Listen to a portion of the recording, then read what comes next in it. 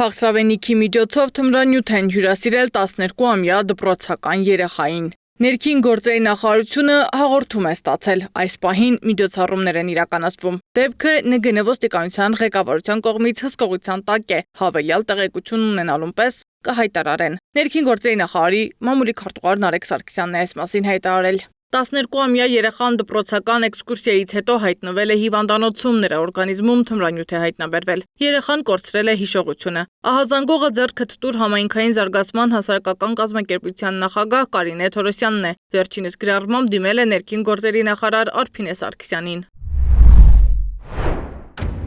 Աշտարակ համայնքի Օրգով գյուղի Արփի Թրպանճյանի անվան միջնակարգ դպրոցի 12-ամյա աշակերտը դպրոցական էքսկուրսիայից հետո հայտնվել է հիվանդանոցում։ Ինձ մոտ արկա բժշկական եզրակացության համաձայն երեխայի օրգանիզմում հայտնաբերվել է թմրամիջոց։ Ըստ արկա տվյալների խոսքը բարձր դոզայի մասին է, իսկ երեխան այս պահին գտնվում է հիվանդանոցում, ծանր վիճակում եւ հիշողության կորստով։ Ընդ որում բժիշկները փաստել են, որ երեխան առաջին անգամ է օգտագործել։ Ենթադրվում է, քաղցրի միջոցով է փոխանցվել երեխային։ Տիկին Սարգսյան, դուք ասում եք, եթե կան փաստեր ներկայացրեք։ Ահա փաստերը։ 12-ամյա երեխան հիվանդանոցում է։ Բժշկական եզրակացությունը կա։ Այս պահին ինձ չի հետաքրքրում, թե ով է տնօրենը, ով է ուսուցիչը կամ ինչպես եք մեղավորին փնտրելու։ Ինձ հետաքրքրում է միայն մեկ հարց. ով է պատասխան տալու այն բանի համար, որ 12-ամյա երեխան այսօր հիվանդանոցային մահճակալին է ծանր վիճակում, հիշողության կորստով, իսկ նրա օրգանիզմում հայտնաբերվել է թմրամիջոց։ 7 ուսուցչուհու ուղեկցությամբ երեխաները մայիսի 29-ին են գնացել էքսկուրսիա։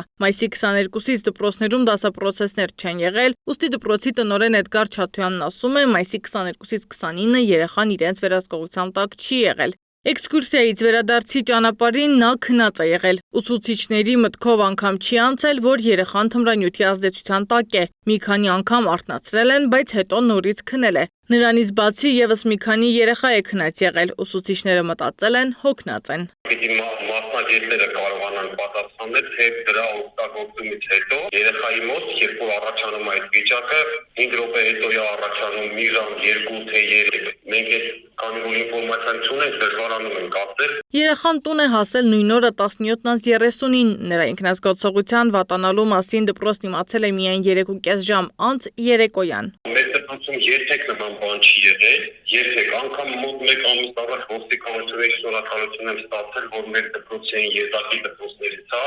որի անունը չկա իրենց մոտ, ընդհանրապես որևիցե հարցով։ Տնօրենն ասում է, երեխան դաստիարակված է, լավ է սովորում, բնավորությամբ ակտիվ չէ, ընտանիքն էլ աշխատող խելոք ընտանիք է։ Այս պահին երեխայի մոտ դրական դինամիկա կա, բայց նրա հիշողությունն ամբողջությամբ չի վերականգնվել։ Սպասում են, որ ապաքինվելուց հետո երեխան պատմի մանրամասները։ Սեդա Մակարյան, Աշոտ Բարբարյան, ABC Media։